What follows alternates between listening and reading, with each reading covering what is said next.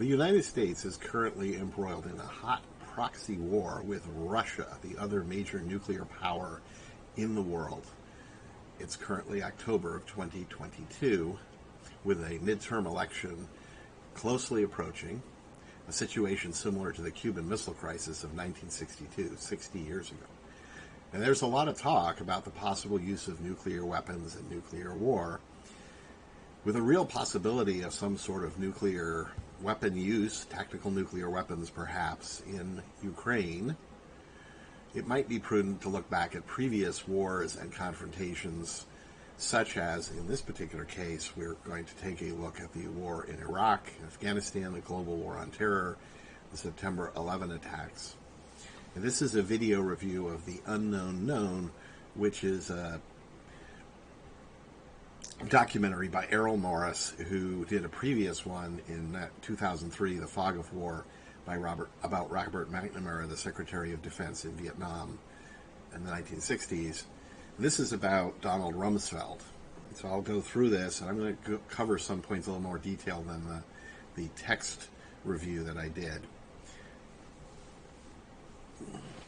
The Unknown Known, The Life and Times of Donald Rumsfeld is a 2013 documentary directed by Errol Morris, similar to his 2003 documentary, The Fog of War, about Robert McNamara, the controversial U.S. Secretary of Defense from 1961 to 68 during the Vietnam War. Rumsfeld was U.S. Secretary of Defense from January 20th, 2001 to December 18th, 2006, with a similar level of controversy over his handling of the September 11, 2001 terrorist attacks and subsequent wars in Iraq and Afghanistan. With the United States embroiled in a hot proxy war with Russia and the Ukraine, it's perhaps time to revisit some lessons from previous wars such as Vietnam and Iraq. The Unknown Known does not feature the feel-good self-help platitudes used in The Fog of War, which almost is like a lessons from this genius McNamara, and they have little slides with these little aphorisms like empathize with your enemy every maybe 10-15 minutes through the first documentary. But Morris does not use this technique in this documentary, and Rumsfeld's manner is blunter and more aggressive than McNamara, somewhat in keeping with the stereotype of the right-wing Republican versus the left-wing liberal Democrat. Like Fog of War, however, with McNamara, The Unknown Known paints a picture of Rumsfeld as a well-meaning, arrogant genius lost in his own intellectual and ideological fantasy world. This is done, as in the previous documentary, by pairing excerpts from lengthy interviews with Rumsfeld with contradictory news footage and video from some of Rumsfeld's numerous, sometimes combative press conferences on the Iraq War, also other news coverage of the war. It actually kind of has two parts. There's a lot of stuff about Rumsfeld's role in the Ford administration, which isn't very enlightening anyway, and then it focuses specifically on the Iraq War. Rumsfeld, in the context of the Iraq War, is shown denying that the George W. Bush administration ever claimed the Iraqi dictator Saddam Hussein was involved with Al-Qaeda, the supposed, terrorist organization led by Osama bin Laden. In the interviews paired with a press conference where he appears to clearly assert exactly this. And there are a number of cases of this. Morris did something similar to Robert McNamara in The Fog of War. What is Rumsfeld's motive? He supposedly gave 33 hours of interviews to Morris, and Morris went through it and selected things which make Rumsfeld look rather bad, actually, very much like he seems to have done with McNamara. And, of course, Rumsfeld has the example of The Fog of War as this kind of hatchet job on McNamara. So we're not to wonder, especially since The Fog of War was released in 2003, why a smart, shrewd bureaucrat and politician like Rumsfeld would set himself up for a similar hatchet job to McNamara's unflattering portrayal in Fog of War. There are, of course, many excellent conservative documentarians capable of producing either a shameless puff piece or a more credible documentary with a few carefully selected and answered hard questions presenting Rumsfeld in a much more flattering light. Indeed, The Unknown Known ends with Errol Morris asking Rumsfeld why he agrees to the interview documentary, perhaps to mollify those of us watching who might be wondering about this. And this is Rumsfeld's answers. Rumsfeld says, "That is a vicious question. I'll be darned if I know." He doesn't really answer the question. And this is, by the way, one of the things we see with Rumsfeld through the documentary is he tends to turn things around and attack the interviewer, or in the press conferences somebody raises a question and he sort of goes after the person. That's unfair. You're misrepresenting me. He turns it around on the interviewer. And probably relevant to Rumsfeld's appearance, in 2011, a couple of years earlier, Rumsfeld published an 830-page book, Known and Unknown, a memoir, complete with a website and links to electronic copies of his many memos, the so-called snowflakes, as Secretary of Defense. He seems to have engaged in a PR campaign for the book, and presumably himself at the same time, including a combative interview with Abderrahim Foucara of Al Jazeera. There's a good chance I'm mispronouncing the interviewer's name. I would argue, and I'll get back to this, that Foucara actually asked tougher questions than appear from Errol Morris in the documentary, particularly about a particular big issue. The Unknown Known documentary seems scripted and edited to confirm the prejudices and stereotypes of liberal Democrat intellectuals who read the New York Times, listen to NPR, and rarely question what they read or hear unless it's a guest opinion piece from somebody like Rumsfeld. Surely Rumsfeld expected this. He's no neophyte to politics or the media, so indeed, why give the interview? What's in it for Rumsfeld? I don't know. I'll speculate and theorize a little bit later, but it is something to think about. Now, although Morris presents Rumsfeld as this, guy in this sort of fairy tale land, this, presents him fairly in a flattering way, much as he did to McNamara, he does actually let Rumsfeld get away with some whoppers. And in particular, the whopper I'm going to talk about here is something that's pervasive in the mass media, a failure of imagination. Speaking about the September 11, 2022 terrorist attacks, Rumsfeld attributes the debacle and Pearl Harbor, the 1941 Japanese attack, both to a, quote, failure of imagination, quote. So this is like, who could have thought that anybody would do this, that they could do this, that sort of thing. This isn't just Rumsfeld, but historical footage and CGI animations in the documentary imply no one anticipated the Japanese could or would launch a successful attack on the U.S. Pacific Fleet in Pearl Harbor. So Morris actually seems to agree with Rumsfeld's claim that this was a failure of imagination. This, of course, is and was total nonsense. Up until late 1940, so the fall of 1940, about a year before the attack, the U.S. Pacific Fleet operated out of the port of San Pedro in Southern California, not Pearl Harbor, a much safer location than Pearl Harbor under the command of Admiral James Richardson. President Roosevelt temporarily sent the fleet to Pearl Harbor for 2 weeks. You may remember that 2 weeks to flatten the curve thing? Yes. So for 2 weeks, that somehow quickly turned into a permanent relocation. Richardson challenged the decision. He was fired over this, writing a report outlining in large measure the Japanese attack that happened. He actually went to Washington. He went to Roosevelt. He said, this is a terribly bad idea. Don't do it. Lost. Essentially, he was fired. And he was replaced by his friend, Admiral Husband Kimmel, who Roosevelt then blamed for the disaster. So understand, after Pearl Harbor, Kimmel and General Short, who was responsible for the Army, the land defenses of Hawaii, were court-martialed. They were charged with screwing up. The whole fiasco was blamed on them, and it turned into a political albatross, actually, because they fought back. And that continues to this day. And so generally, especially when you're talking about liberal Democrats who love Roosevelt, you don't hear about any of this. Okay, you don't know that somebody was, hung out to dry over the Pearl Harbor thing. It's all vague. Roosevelt and his staff had been warned very specifically of the dangers of a surprise aerial attack by the Japanese months before Pearl Harbor. Richardson outlined in detail what could happen, how dangerous it was to have the fleet in this narrow harbor. It was on an island that had, the Japanese could come in from any direction. It was much closer to Japan, obviously. There were Japanese citizens as well as Japanese Americans in large numbers on the island, so you had an internal security issue, all of this kind of stuff. There was no failure of imagination.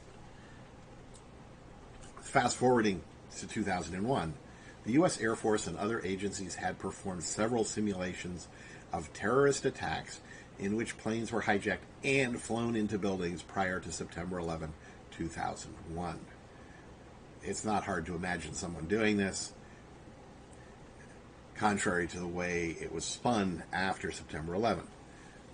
Astonishingly, simulations of hijacking scenarios were underway on September 11, 2001, apparently contributing to the confusion during the attack. There's a famous quote from the news coverage right after 9/11. Is this a simulation or real? This is supposedly confused FAA flight controllers. What was not pointed out at the time is that this wasn't some sort of vague, kooky thing. There were actually simulations going on which were putting simulated planes off course on the radar screens, apparently. The Air Force would go on to repeatedly change their stories about the failure of the air defense system on September 11, 2001. Despite his hard-nosed, tough image, Rumsfeld never seems to have conducted a thorough investigation into the failure, instead citing bogus, failure of the imagination excuses. Drilling down a little bit more, according to the official story, by which I mean the 9/11 Commission report, Flight 77, so this is the plane that crashed into the Pentagon, turned off its transponder over somewhere like Ohio or Indiana. Surely a red flag, over 40 minutes before it struck the Pentagon. So they went off course. They flew directly to the Pentagon, according to the official story, at high altitude, 30,000 feet, maybe 40,000 feet. So this is where they would be in full view of the multi-billion-dollar active radar defenses. They don't need a transponder. These are beams of radar, they're phased array radar probably, and they span the United States, pointed northwards towards Canada and Russia for detecting, nuclear bombers and other things that could come over the poles from Russia. These people are not going to have transponders. They very likely are trying to evade that system. They could look very much like a plane with its transponder off, or try to fly under the radar. Yet, despite this, the fighter planes stationed at Andrews Air Force Base, only miles from the Pentagon, and several other air bases around D.C., failed to intercept the plane. And there's all kinds of these weird stories. Oh, there were these guys from Langley, but somehow they ended up over New Jersey or Delaware. Somebody got confused. The story changed many times. Nor did any of the presumed classified defenses, surface-to-air missiles, etc., around Washington, D.C. stop the plane, which in fact could have contained nerve gas, biological agents, or even a nuclear weapon.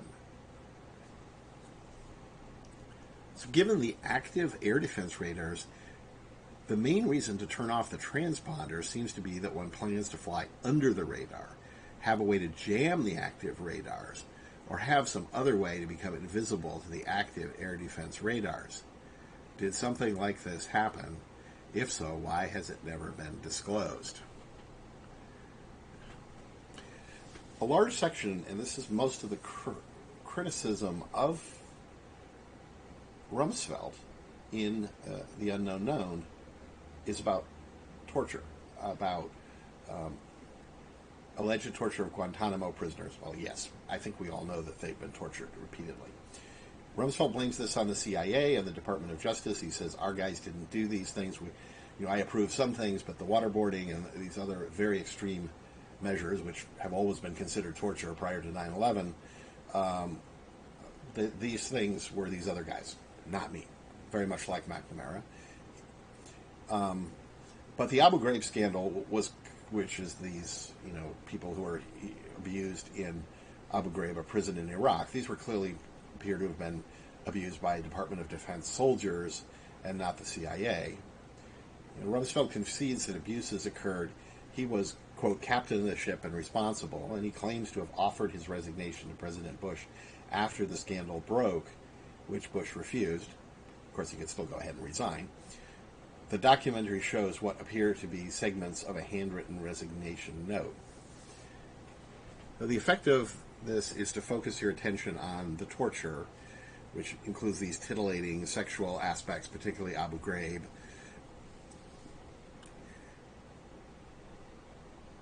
Rumsfeld's statements certainly beat Robert McNamara, who managed to disclaim any responsibility for anything that went wrong in the Vietnam War in the fog of war. He has this, I care about people, and it was so bad, and maybe this wasn't quite the right thing, but he never really takes responsibility. Even in this sort of, I was in charge, I'm responsible, even if it was a subordinate's decision, he should have been on top of it, right? Let alone saying, I decided to do X, it was wrong, I wish I hadn't done it. He never does that. And in fact, Rumsfeld never does that either. He just says, I was the captain of the ship, it's my responsibility, these things don't happen, so I should have resigned, or I tried to resign, or I am responsible in that sense, which is better than McNamara. I point out that this is kind of the two personas that we see with the liberal Democrats and the right-wing Republicans in our society. The liberal Democrats go for this wishy-washy, we care about people, and we're polite and all that kind of crap. And on the other hand, the Republicans go for the, like Rumsfeld's more aggressive demeanor when they're doing these things. When they're passing the buck, they do it in a more aggressive way. But the question I think that people should ask is, are these bondage, sadomasochistic abuses perpetrated by enlisted men and women, allegedly acting without orders or direction from above, really the most serious problems during Rumsfeld's reign? No, they probably aren't. In fact, the thing that somehow doesn't get focused on in this particular documentary is the insurgency and the sort of failure of the war to pay for itself. In the lead up to the Iraq War, there were all kinds of stories, especially things like the Wall Street Journal that are geared towards a business or conservative audience, about how we were going to modernize Iraqi oil production, how it was all going to pay for itself, Halliburton was going to move in there and everything wonderful was going to happen. Somehow, after we invaded, the price of oil soared for years and years. It's, of course, soaring right now as I speak. Now, I remember seeing many articles saying that the production had been devastated. The insurgents attacked, the so-called insurgents, whatever they were attacking pipelines and oil facilities and all this kind of thing and disabling this ability to produce oil. Now, I found more recent claims that it was just sort of flat. So they invade, oil production dies or is badly impacted only for a year, and then it goes back up to slightly lower levels than under Saddam Hussein, and eventually now it's supposedly crept up to more production, 20 years later. Certainly not what they were promising, for sure. And again, somehow, all this smoke and mirrors, oil prices soared. And there was total chaos for years in Iraq. May still be. It's hard to know. So our forces, this question, did we put in enough forces? Did we adequately secure the borders? All this kind of questions. Did we adequately secure the oil fields, the pipelines, all of this kind of stuff? It looks like we didn't. And this, of course, results in tens of thousands or maybe hundreds of thousands of Iraqis being killed in the fighting, all this kind of stuff. Right. Now, what's his name? I'm going to butcher the name again, but I want to come back to this point, which I didn't write about in the text version, but here we go. Okay. Abdarrahim Fukara of Al Jazeera, hopefully I'm doing okay with his name, he raised this question not about the oil fields and stuff, but about the fact that the military force was really inadequate to maintain security. And this was an issue from the very beginning of the war. There was, for example, the Lindsay, the head of the Council of Economic Advisors, was asked sort of off the cuff, apparently, how much the war would cost, and he put up this big number, which was based on historically what wars had cost, and he was fired over that. Rumsfeld was accused, and I believe it's pretty clear he was doing this. He was transforming the military. We were going to do all of this on a shoestring budget by military standards. The shoestring budget turned out to be trillions of dollars, but that's what he was going to do, right? And it didn't work. And there's nothing about that actually an unknown known. Rather, it kind of draws your attention over to the torture porn and these kind of goofy, seemingly goofy statements by Rumsfeld. Is that why Rumsfeld agreed to the documentary? Why does a shrewd, tough politician, bureaucrat, and sometime corporate CEO like Rumsfeld, grant a lengthy interview for a documentary that paints him as a delusional wacko, especially when the documentarian has done this before to a previous Secretary of Defense who mismanaged a previous disastrous war? I'm not sure. I'll be darned if I know. One should, however, strongly suspect a hidden agenda. What lessons are there here for our current crisis? Much like the fog of war, I didn't take too much out of this. It didn't really get into these military issues very much. It's about torture and titillating stuff like that rather than, and an excuse for the 9/11 air defense failure that's baloney. It is not true. It doesn't really provide that much information. Like the fog of war, though, it reminds us that government officials can be very devious and misleading, whether they are, intellectual liberal Democrats like Robert McNamara, or a tough, I don't know if Rumsfeld claims to be a Christian or stuff like that, but, the conservatives with their more aggressive demeanor can also be very misleading. It's very likely that's what Rumsfeld is doing. It's kind of like a magic trick. You get people's attention over here with the torture, perhaps, on certain things. And Morris goes along with this, and you keep people's attention away from something else you don't want people to think about.